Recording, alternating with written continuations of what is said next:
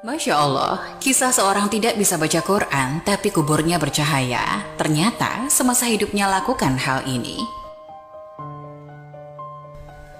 Sebuah kisah diceritakan bahwa seorang lelaki melalui sebuah kawasan perkuburan di suatu malam yang kelam dan sunyi. Tiba-tiba, dia terpandang suatu cahaya yang terang benderang muncul dari sebuah kubur dan terus menjulang ke langit.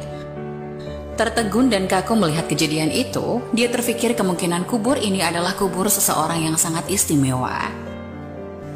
Mungkin ia seorang wali Allah, atau ulama, atau orang soleh yang istimewa kedudukannya di sisi Allah.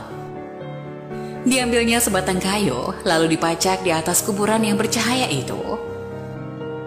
Keesokan harinya, lelaki itu datang lagi ke kawasan perkuburan itu dengan ditemani beberapa orang kampung. Beliau ingin menyelidiki dan ingin mengetahui kubur siapakah yang sangat ajaib itu. Untuk mengetahui dengan lebih lanjut, lelaki itu berkunjung ke rumah almarhum dan bertemu dengan istri si mati, lalu menceritakan keajaiban yang dilihatnya di perkuburan suaminya.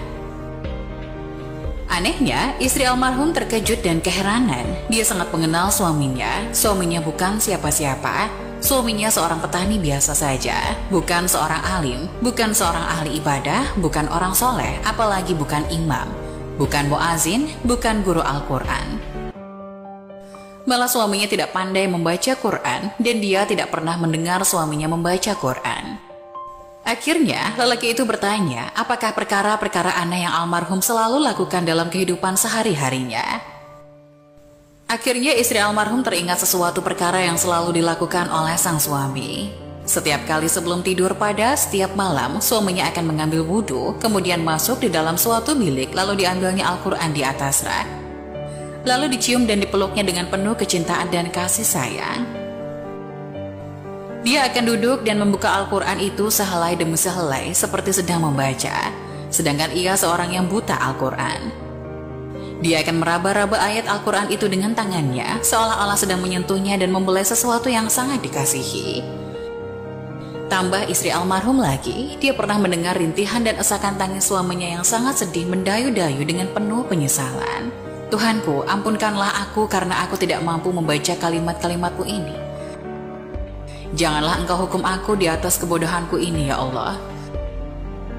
Maafkan kesalahanku, aku tidak mampu membaca kalimat-kalimatmu. Aku tidak dapat bersahabat denganmu, aku tidak dapat memahamimu, tapi aku sangat mengasihimu, aku sangat mencintaimu. Wahai kalamullah, janganlah engkau mendakwa aku, jangan engkau menuduh aku di hadapan Allah di akhirat nanti. Lelaki itu meminta untuk melihat Al-Quran kesayangan suaminya itu. Benar dan sangat mengharukan apabila dia melihat naskah yang mulia itu kelihatan lusuh. Helaian-helaian kelihatan selalu dibuka berkali-kali dan ada bekas-bekas air mata di kertasnya. Tanda seseorang sering menangis berjurai air matanya tatkala membuka lembaran yang maha suci ini. Pastinya lelaki ini sangat mulia pribadinya, hatinya telah bersatu dengan roh Al-Quran. Dia sangat mengasihi kalimah-kalimah Allah itu dengan sesungguhnya. Berarti ia mengasihi Allah dengan seluruh jiwa dan raganya. Marilah kita menghidupkan Al-Quran di dalam masjid kita, di dalam rumah kita, di dalam diri kita.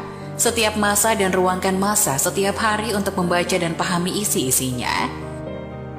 Memuliakan Al-Quran saja sudah mendapat syafaat, apalagi kita belajar membaca dan benar-benar mengamalkannya.